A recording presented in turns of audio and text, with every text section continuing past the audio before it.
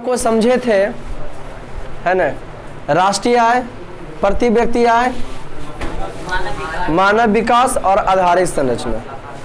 2004 के गणना के अनुसार, 2004 के मानव रिपोर्ट के अनुसार से किस देश का जो है सबसे आगे था? अब भारत में कौन राज्य मानव विकास में सबसे आगे? केरल। आज रूटीन के अनुसार आप लोग का 20 के दांत का प्रश्न उत्तर होनी है ना जी। भाग 2 करके डालेंगे, 1 और 2 में कंप्लीट हो जाएगा इसका। तो सबसे पहले शुरुआत करनी हम लोग को स्टार पॉइंट से। सबका परिभाषा बेहतरीन तरीका सादा हो चुका था, अरे हुआ था ना, बहुत अच्छा। आज एंजॉय करते हैं 20 के दांत का स्टार पॉइंट से। 20 के दांत बूंदे बूंद से घड़ा भरता है, समझ गए ना। जितना पढ़िएगा कम पढ़ना पड़ेगा, नहीं पढ़िएगा ज्यादा पढ़ना। अब बताइए, गर्मी में गर्मी नहीं करेगा, बड़े लड़का चुप। बरसात में पानी नहीं पड़ेगा, गर्मी में गर्मी नहीं पड़ेगा, बरसात में पानी नहीं पड़ेगा, ठंडा में ठंडा नहीं लगेगा। बताओ कौन आदमी अपने जीवन में कौन काम करेगा? विद्यार्थी है पढ़ेगा नहीं, टीचर है पढ़ाएंगे नहीं, है ना। इसलिए जो भी आदमी जहाँ है अपने, अब लगन में शादी ब्याह नहीं होगा, जहाँ है जो आदमी है अपना अपना क्या रहे, काम में लगे रहे। अपना काम सबसे पहला काम। ओके, तो आते हैं अपना काम पर। 20 के दांत क्या लिखे हैं? नलिन बिलोचन शर्मा। स्टार पॉइंट लिखिए पहले, इंट्रोडक्शन पहले था, परिचय लिखिए। नलिन बिलोचन शर्मा का जन्म, नहीं नलिन बिलोचन लिखिए ऐसे, सॉरी लिखिए तो। 20 के दांत कहानी, यस स्टार। 20 के दांत कहानी फर्स्ट कंप्लीट नहीं हो। 20 के दांत कहानी नलिन बिलोचन शर्मा के द्वारा, 20 के दांत कहानी नलिन बिलोचन शर्मा के द्वारा लिखा गया है। कॉपी लेके बैठेंगे जब भी। 20 के दांत कहानी नलिन बिलोचन शर्मा के द्वारा लिखा गया है। नलिन बिलोचन शर्मा के द्वारा क्या किया गया है? लिखा गया है। Next star point. 20 के दांत यह एक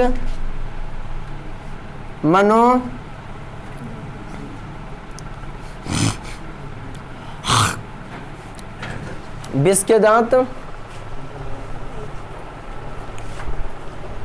20 के दांत एक मनोवैज्ञानिक कहानी है। 20 के दांत एक मनोवैज्ञानिक कहानी है, लिख दिए बोर्ड पर, मनोवैज्ञानिक कहानी है, एक मनोवैज्ञानिक कहानी है। Next star point. Nalin Bilochan Sharma का जन्म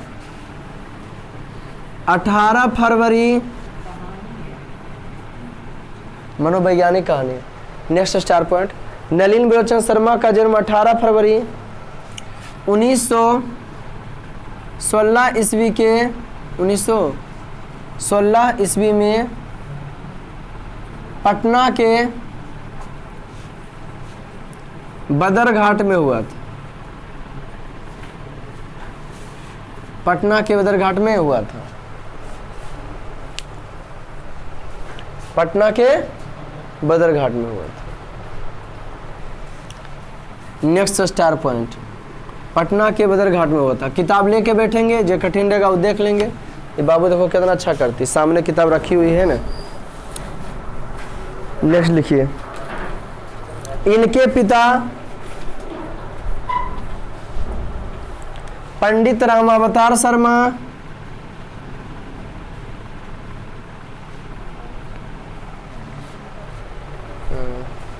इनके पिता पंडित रामावतार शर्मा, इनके पिता पंडित रामावतार एवं माता रत्नावती शर्मा थी।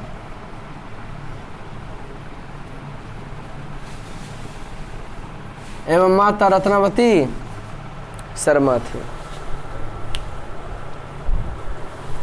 एवं माता क्या थी? Next star point. प्रस्तुत कहानी,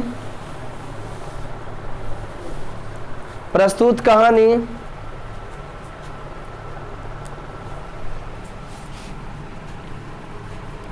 विष के दांत एवं अन्य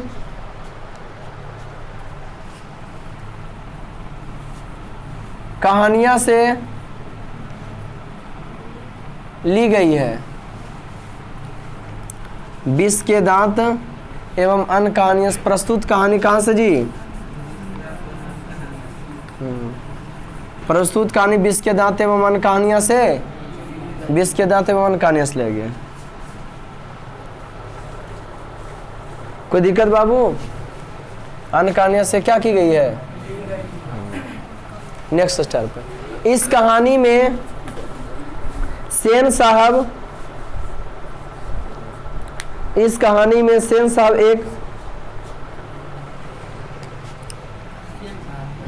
इस कहानी में सेन साहब एक मध्यवर्गीय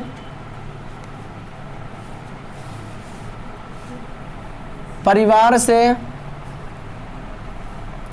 आते हैं। इस कहानी में सेन साहब एक मध्यवर्गीय परिवार से आते हैं। इस कहानी में सेन साहब एक मध्यवर्गीय परिवार से, इस कहानी में सेन साहब एक मध्यवर्गीय परिवार में आते हैं। सेन साहब कौन परिवार में आते हैं? इस कहानी में सेन साहब एक मध्यवर्गीय परिवार में आते हैं। हाँ, वो है सेन साहब, तो नली में चंसर में। Next star point. सेन साहब की 5 लड़कियां थी। सेन साहब की 5 लड़कियां थी। सेन साहब की 5 लड़कियां थी। सेन साहब की 5 लड़कियां थी। सेन साहब की कितनी लड़कियां थी? 5 लड़कियां थी। नेक्स्ट स्टार पॉइंट लिखिए।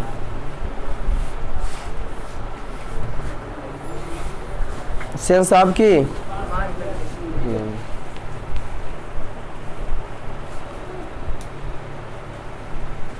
सेन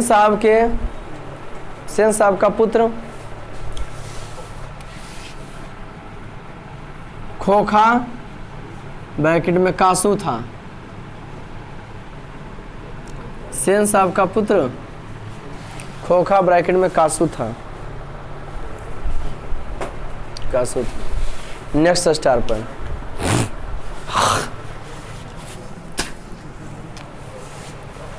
गिरधर लाल, नेक्स्ट स्टार पर लिखे। गिरधर लाल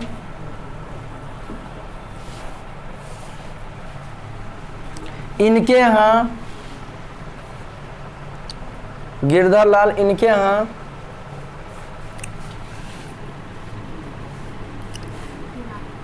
किरानी के पद पर कार्य करता था। लिखा पढ़े वाला क्लर्क। गिरधर लाल इनके यहाँ किरानी के पद पर कार्य करता था, मैंने काम करता था। ओके, पूर्ण विराम। पूर्ण विराम थोड़ा सा नहीं, पूरा बढ़िया से देना है ना, ऊपर करके, है ना। Next star point. Girdhar Lal का पुत्र मदन था। गिरधर लाल का पुत्र मदन था। गिरधर लाल का पुत्र कौन था? मदन था। गिरधर लाल का पुत्र मदन था। जिस दिन रफ में लिखते हैं सब में जाके कर लेते हैं ना। Very good. स्पेशली सब विषय का कॉपी बनाना। ओके, नेक्स्ट स्टार पर लिखें। सेन साहब के मित्र, सेन साहब के मित्र किनके मित्र? सेन साहब के मित्र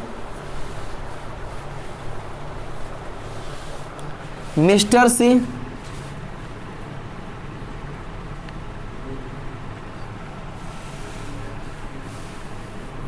मुखर्जी साहब,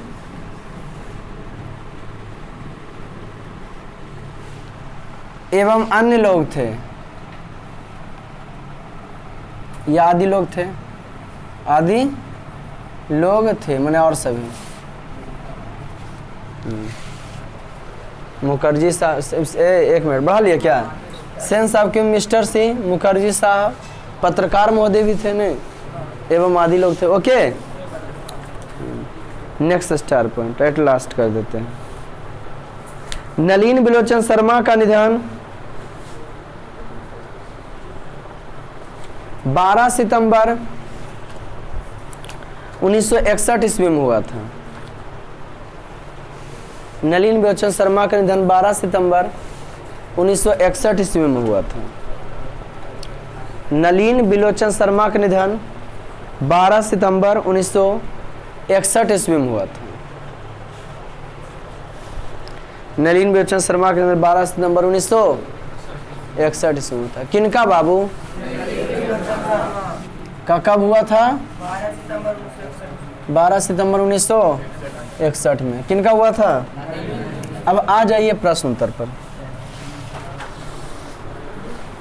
कहानी के शीर्षक की सार्थकता स्पष्ट। कहानी के शीर्षक की सार्थकता, यह कहानी कहाँ तक सही है। सार्थकता का मतलब होता है कि कहाँ तक सही है। इस कहानी से शीर्षक की क्या स्पष्ट करें? सार्थकता। क्या करें जी? सार्थकता स्पष्ट करें। लिखिए नंबर 1 का आंसर, किसी भी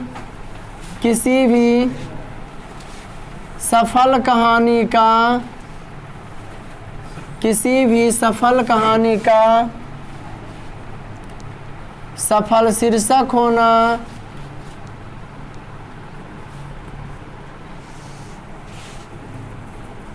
अनिवार्य माना जाता है।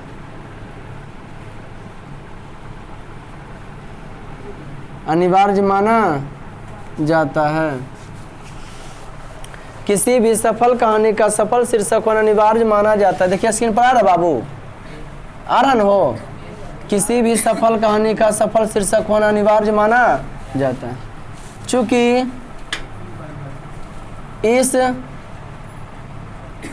दृष्टि से विष के दांत, चूंकि दृष्टि से विष के दांत एक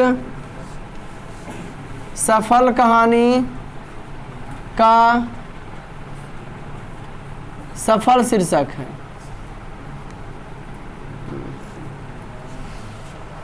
किसी भी सफल कहानी का सफल शीर्षक होना अनिवार्य माना जाता है, क्योंकि इस दृष्टि से विष के दांत एक सफल कहानी का सफल शीर्षक है।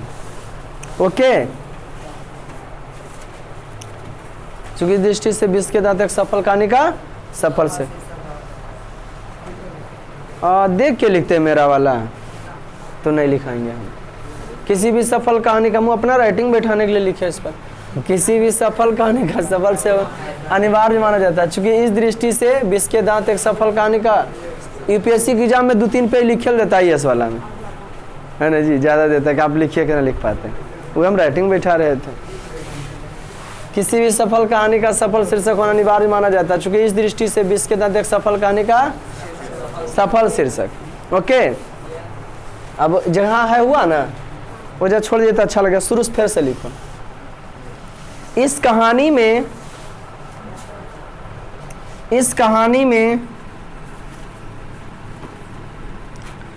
राइटिंग नहीं बैठना अधूरी शिक्षा का निशानी किनका कथन था?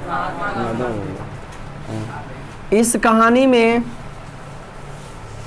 सेन साहब अलग बोले हैं क्या? कहाँ से उठ के चला था तुम लोग? इस कहानी में सेन साहब एक मध्यवर्गीय परिवार में आते हैं। इस कहानी में सेन साहब एक मध्यवर्गीय परिवार में आते हैं। इस कहानी में सेन साहब एक मध्यवर्गीय परिवार में आते हैं।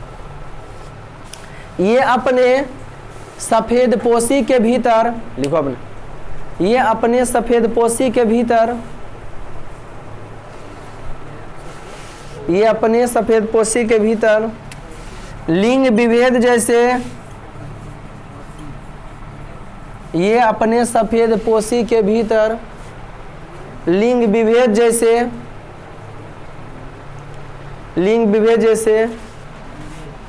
हाँ, लिंग विभेद जैसे कुसंस्कार को छुपाए हुए हैं। लिंग विभेद जैसे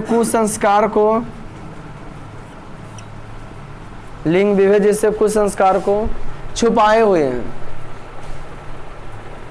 लिंग विभेद जैसे कुसंस्कार को छुपाए हुए हैं। सेन साहब के पुत्र कासू, अरे छोटा तुम क्या किया है? तुम पैराग्राफ चेंज करने बोले थे क्या? आंधर गुरु बहिर चेला, मांगे गुड़ दे दो ढेला खैते रहेगा। छोटा कहीं ये क्या किया है तुमने? ये पैराग्राफ चेंज करने बोले थे जी। अब 10वां तुम एग्जाम देगा, एक ही में लिखना था। जिरी सु घटर बोले पूरे हट गया। इस कहानी में सेन साहब शुरू से बोले थे ना, कहे थे कि हाय छोड़ दो, बाकी शुरू से आज फिर से लिखो। तो ये की क्या था, उतना का छोड़ेंगे, लीजिए यहाँ से भी छोड़ देते हैं। तो गजबे हो गया। अरे क्या लिखे जी? हाल सेन साहब का कासू और सेन साहब का पुत्र कासू और गिरधर लाल का पुत्र मदन में लाल का पुत्र मदन में लड़ाई होता है। मदन में लड़ाई होता है। मदन में क्या होता है? लड़ाई होता है, जिसके कारण सेन साहब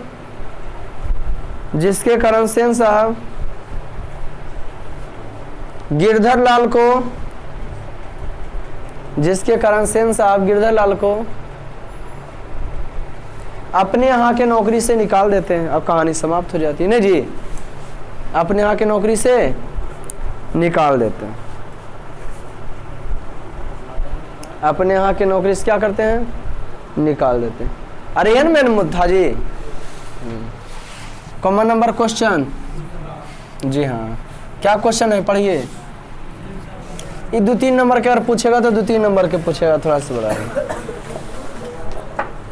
सेन साहब के परिवार में बच्चों के पालन पोषण में किए जा रहे लिंग आधारित भेदभाव का वर्णन अपने शब्दों में करें। लिखो। सेन साहब के परिवार में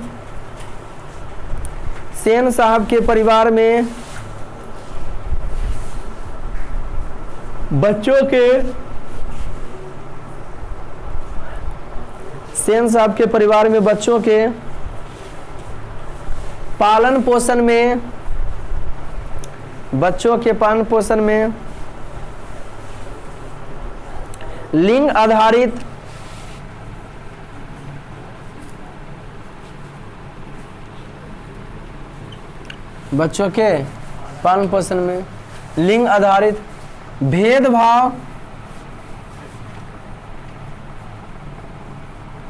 किए जा रहे थे। लिंग आधारित भेदभाव किए जा रहे थे। लिंग आधारित भेदभाव, हाँ। सेन साहब के परिवार में और बच्चों के पालन पोषण में लिंग आधारित भेदभाव, कौन सी आधारित भेदभाव किया जा रहा था? लिंग आधारित भेदभाव किए जा रहे थे। सेन साहब के यहाँ लड़कियों के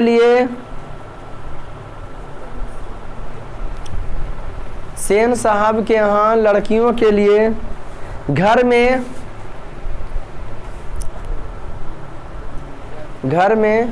अलग नियम थे, घर में अलग नियम थे, दूसरी तरह की शिक्षा थी, घर में अलग नियम थे, दूसरी तरह की शिक्षा थी, घर में अलग नियम थे, दूसरी तरह की शिक्षा थी, कॉमा दिए।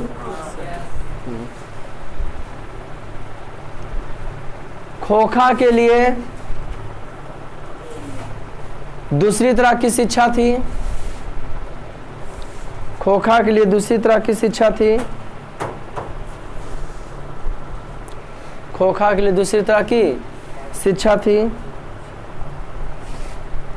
खोखा के लिए दूसरी तरह की शिक्षा थी। खोखा के लिए दूसरी तरह की शिक्षा थी। सेन साहब का मानना था कि खोखा अपने सेन साहब का मानना था कि खोखा अपने बाप का एकलौता बेटा है, एकलौता बेटा है, इसलिए इसे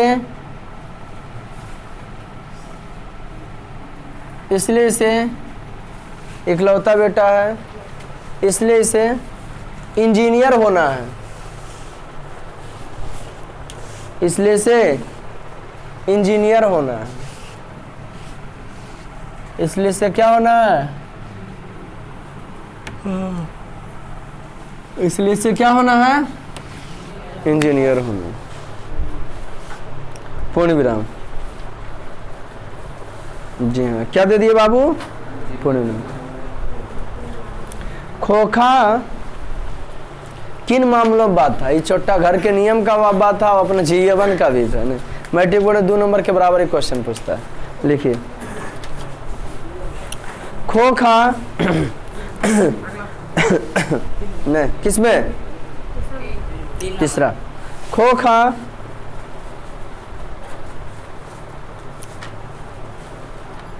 जीवन के नियम के अपवाद के साथ साथ, खोखा जीवन के नियम का अपवाद के साथ साथ, खोखा जीवन के नियम के अपवाद के साथ साथ अपने, खोखा जीवन के नियम के, जीवन दीर्घिकारसन हो, खोखा जीवन के नियम के अपवाद के साथ साथ अपने घर के, जीवन लिखिए, जीवन दीर्घिकारसन, अपने, अगला हटाओ इसको, आकर हटाओ इसको, अगला बिचला, अपने घर के, उतना दूर मिल जाएगा, ठीक ही है। अपने घर के नियम का भी अपवाद था, अपने घर के नियम का भी क्या था जी? अपवाद।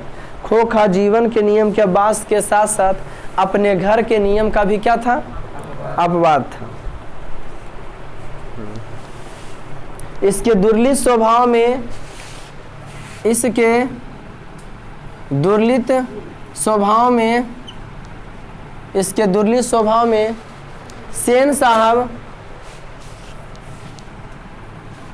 इंजीनियर का गुण देखते थे, इंजीनियर का गुण देखते थे। इसके दुर्लित स्वभाव में सेन साहब इंजीनियर का क्या देखते थे? गुण देखते थे। इसके दुर्लित स्वभाव में सेन साहब किसका गुण देखते थे? इंजीनियर का गुण देखते थे। Common number. सेन दंपत्ति खोखा में कैसी संभावनाएं देखते थे? इंजीनियर होने के।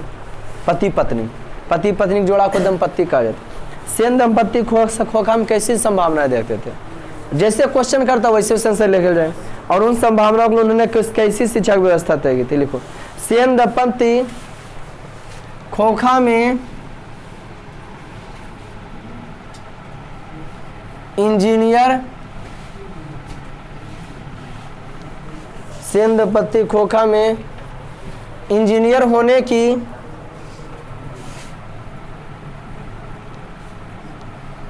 संभावनाएं, सेन दंपत्ति खोखा में इंजीनियर होने की संभावनाएं देखते थे। सेन दंपत्ति खोखा में इंजीनियर होने की संभावना देखते थे और उन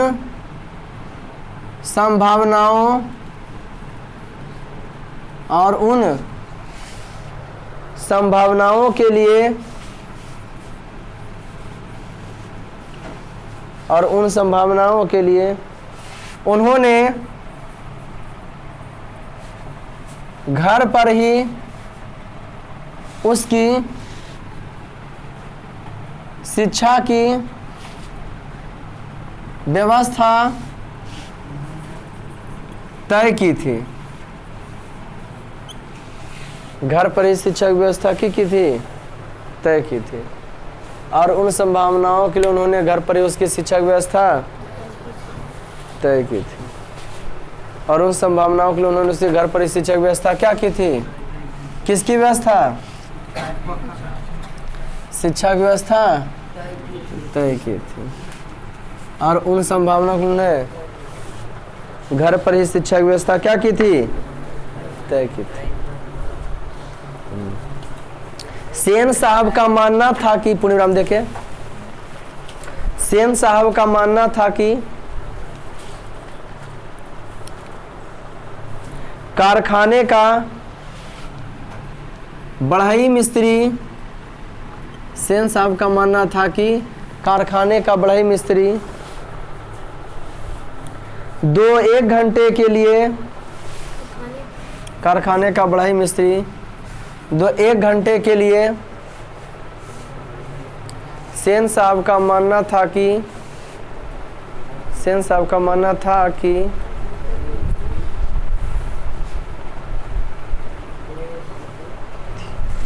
ये क्या लिखे हैं? घर पर ही व्यवस्था तय की थी। अच्छा ठीक है, सेंस पूर्ण विराम दे, पूर्ण विराम देते हैं। आओ आगे से बढ़ो है वजह ने क्या लिखे? सेन साहब का मानना था कि कारखाने का बढ़ई मिस्त्री 2-1 घंटे के लिए, लिख दिए, 2-1 घंटे के लिए, 2-1 घंटे के लिए, 2-1 घंटे के लिए आकर उसके साथ कुछ ठोक पीट, उसके साथ कुछ ठोक पीट किया करे, उसके साथ कुछ ठोक पीट क्या कुंज करे? किया करे। इससे क्या करे? इससे बच्चे की, इससे बच्चे की, इससे कौन सी की उंगलियां, इससे बच्चे की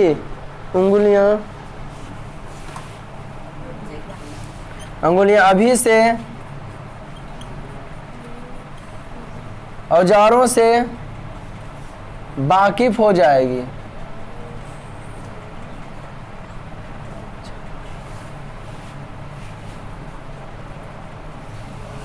बच्चों को उंगलियां अभी से औजारों से वाकिफ हो जाएगी।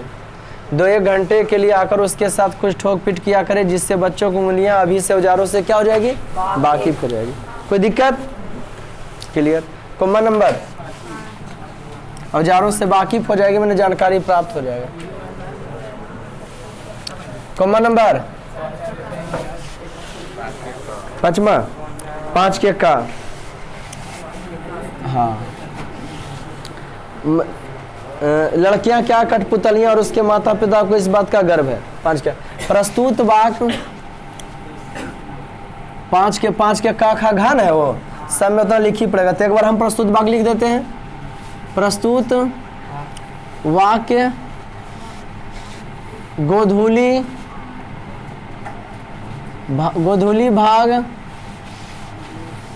भाग 2 के गद खंड 20 के दांत कहानी शीर्षक से लिया गया है। बोली पर लिख पाते हो कि ना? प्रस्तुत भाग गोधूली भाग 2 के गद खंड 20 के दांत कहानी शीर्षक से लिया गया है। इसके लेखक नलिन बिलोचन शर्मा हैं।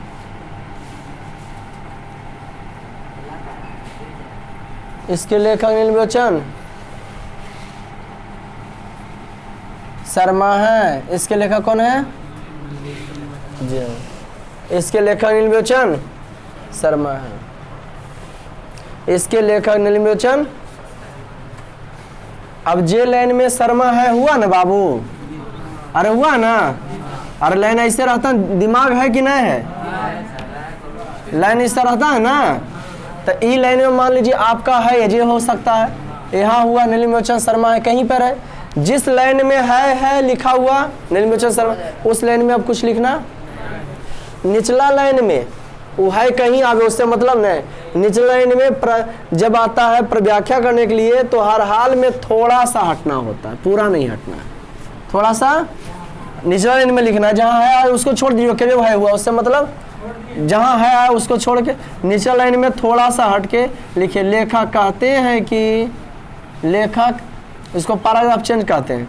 लेखक कहते हैं कि, अगल बगल देख लो, कोई ज़्यादा दिमाग नहीं लगा दिया क्या? लड़के लड़की तुम क्या किए? हमने आपको थोड़ा सा हटने बोला है, आप हटी हो हैं? पैराग्राफ उसको चेंज करते, कम से कम 2 शब्द समझते हो ना, ये शब्द है तो 2-3 शब्द हटना है। जहाँ आगे पैराग्राफ चेंज बोले तो 2-3 शब्द हट जाना निचला में। नहीं हटे भैया जी? अरे यहाँ फटे थे। लेखक हम क्यों लिखे हैं इसको? तो लेखक कहते हैं कि सेन साहब को, लेखक कहते हैं कि सेन साहब का मानना था, लेखक कहते हैं कि सेन साहब का मानना था,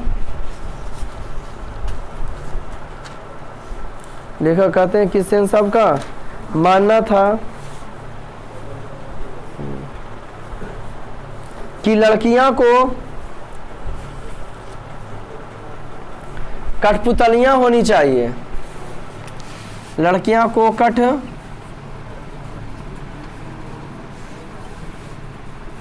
लड़कियां को कठपुतलियां होनी चाहिए। लड़कियां को क्या होनी चाहिए? कठपुतलियां होनी चाहिए। लेखक का माना कि लड़कियों को क्या होना चाहिए?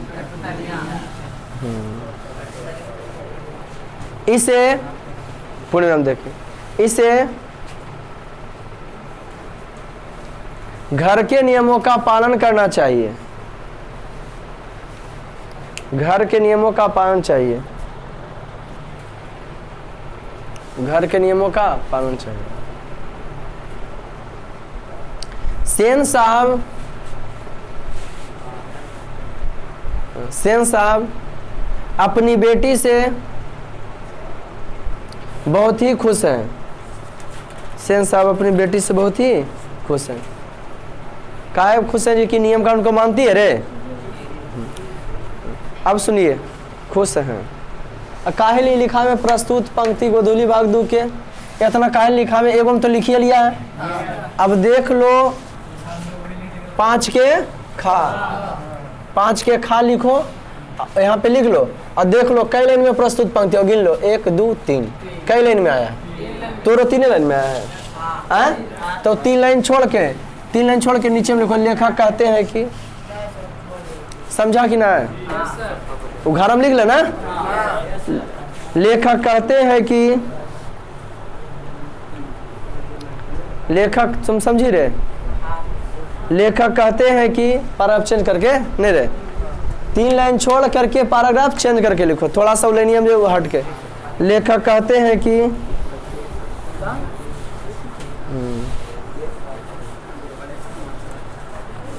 लेखक कहते हैं कि सेन साहब खोखा के, लेखक कहते हैं कि सेन साहब खोखा के दुर्लित स्वभाव में, लेखक कहते हैं कि सेन साहब खोखा के दुर्लित स्वभाव में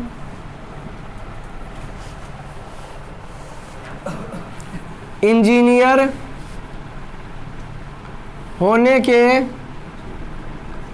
इंजीनियर होने के गुण को देखते थे। इंजीनियर होने के गुण को देखते थे। इंजीनियर होने के गुण को देखते थे। लेखक कहते हैं कि सेन साहब खोखा में के दुर्लभ स्वभाव में इंजीनियर के गुण देखते थे। पूर्ण विराम दिए। इंजीनियर के क्या देखते थे? गुण देखते थे। इसलिए ये घर के नियम को भी बदल लिए थे। इसलिए ये घर के नियम को भी बदल लिए थे। इसलिए घर के नियम को भी बदले थे। कौन? कोई दिक्कत? अब गा खा हो गया। गा में 3 लाइन छोड़ दीजिए। 1 2 3 3 लाइन छोड़ के 5 के गा 3 लाइन छोड़ के और बाद जो है जब लिखना चालू करें तो उलेनियम थोड़ा पैराग्राफ चेंज करके हट के थोड़ा सा नहीं लिखे। लेखक कहते हैं कि क्या हुआ? लेखक कहते हैं कि जब मदन लेखक कहते हैं कि जब मदन सब कॉपी करते हैं ना। लेखक कहते हैं कि जब मदन गाड़ी को छूता है, जब मदन गाड़ी को छूता है तब सेन साहब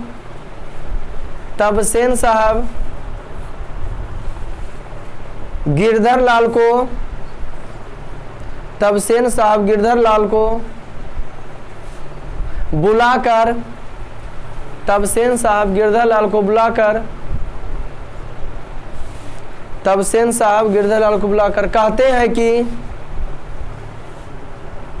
जब मदन गाड़ी को छूता लेखक कहते हैं कि जब मदन गाड़ी को छूता है तब सेन साहब गिरधर लाल को बुलाकर कहते हैं। लेखक कहते हैं कि जब मदन गाड़ी को छूता है तब सेन साहब गिरधर लाल को बुलाकर कहते हैं कि तुम अपने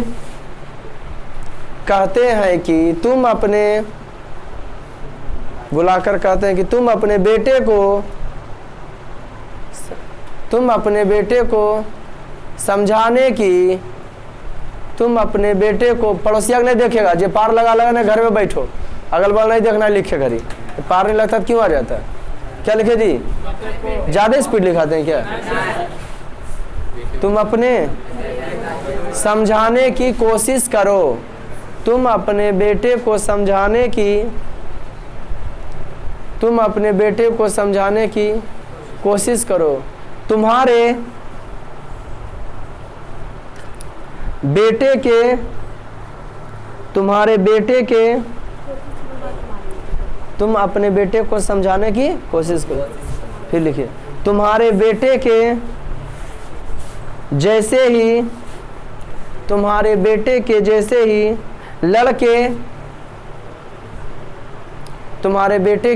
ही लड़के आगे चलकर गुंडे, चोर और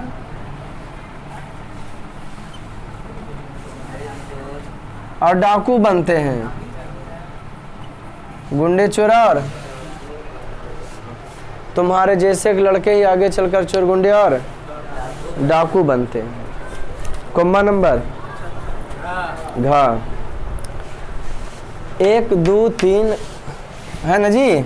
घा में अब 1 2 3 सब कॉपी में कीजिएगा, छोड़ के पैराग्राफ चेंज करके लिखिए। लेखक कहते हैं कि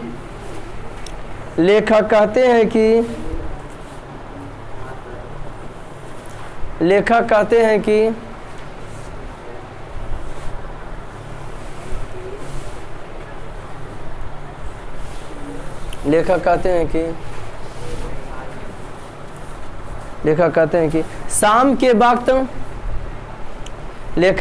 कि शाम के वक्त खेलता कूदता खोखा लेखक कहते हैं कि शाम के वक्त खेलता कूदता खोखा लेखक कहते हैं कि शाम के वक्त खेलता कूदता खोखा बगल वाली गली में बगल वाली गली में जा निकला। शाम के वक्त खेलता कूदता खोखा बगल वाली गली में जा निकला। बगल वाली गली में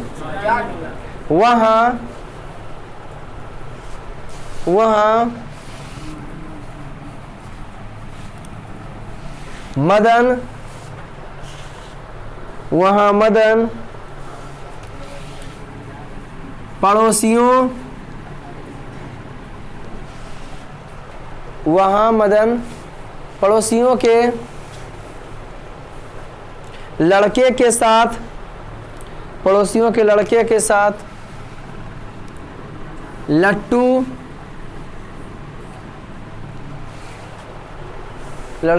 लट्टू नचा रहा था।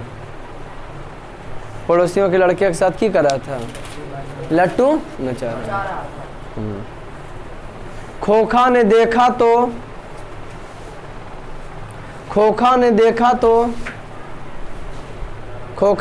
तो लट्टू खेलने का दिल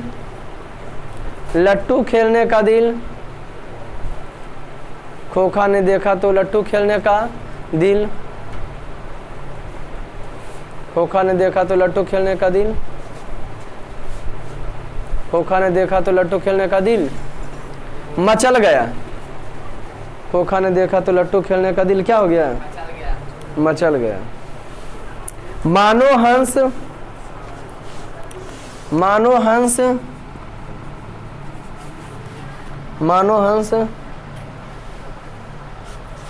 कौन? कौओं की जमात में शामिल होने के लिए ललक गया हो। मानो हंस कभी एक जमात में शामिल होने के लिए ललक गया हो। मानो हंस कभी एक जमात में शामिल होने के लिए क्या हो गया है? कौन नंबर बेटा? अब छठा। बड़े तो क्वेश्चन में सब फिर कंप्लीट हो जाएगा। छठा लिखिए। क्या छठा क्वेश्चन है? सेन साहब और उसके मित्रों के बीच क्या बातचीत हुई? पत्रकार मित्र ने उन्हें किस तरह उत्तर दिया? लिखो। सेन साहब और उनके, अच्छा बता रहे, सेन साहब के दोस्त कौन कौन थे? पत्रकार महोदय, मिस्टर सिंह और एक लिखाए थे क्या? वाह, ये सब मुखर्जी सर ने सब दोस्त थे उनके। बड़ा आदमी का दोस्त बड़े होता है, गरीब आदमी का दोस्त। हाँ, तो कौन नंबर क्वेश्चन था? छठा।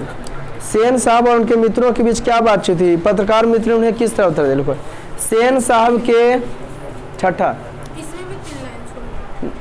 नंबरिंग है, किताब आपके पास है ना बाबू, तो इसमें कहाँ छोड़ना? उचारे बोलने था रे। सेन साहब के और उनके मित्रों के बीच, ये वाला लिखा रहे हैं बाबू, बट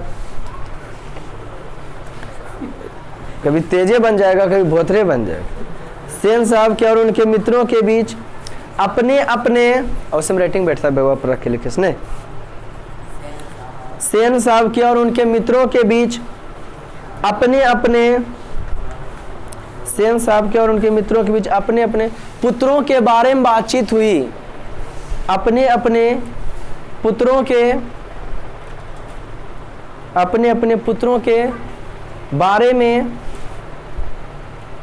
बातचीत हुई। अपने अपने पुत्रों के बारे में बातचीत हुई। जब पत्रकार महोदय से पूछा गया, अपने अपने पुत्रों के बारे में बातचीत हुई। जब पत्रकार महोदय से पूछा गया, आपको अपने बच्चे के बारे में क्या ख्याल है? आपको अपने बच्चे के बारे में क्या ख्याल है? आपको अपने बच्चे के बारे में क्या ख्याल है? तब उन्होंने कहा अपने बच्चे के बारे में क्या ख्याल है? तब उन्होंने कहा हम चाहते हैं कि हमारा बेटा कुछ बने या ना बने, हमारा बेटा कुछ बने या ना बने, लेकिन जेंटिलमैन जरूर बने, जेंटिलमैन जरूर बने।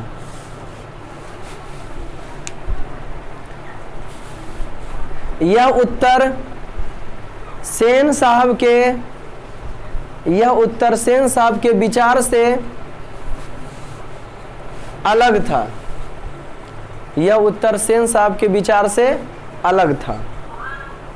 यह उत्तर सेन साहब के विचार से क्या था? अलग था। आई होप कि आप लोग टेलीग्राम से भी जुड़े होंगे। यह उत्तर सेन साहब के विचार से बिल्कुल क्या था? कोई दिक्कत बाबू? रहने देना जितना ही। 6 गो जो है नेक्स्ट सोमवार के हो जाएगा। कोई दिक्कत? कंप्लीट हो जाएगा लेसन है। तो चलिए आज का क्लास इतना ही, मिलते हैं फिर नेक्स्ट वीडियो में। तब तक के लिए जय।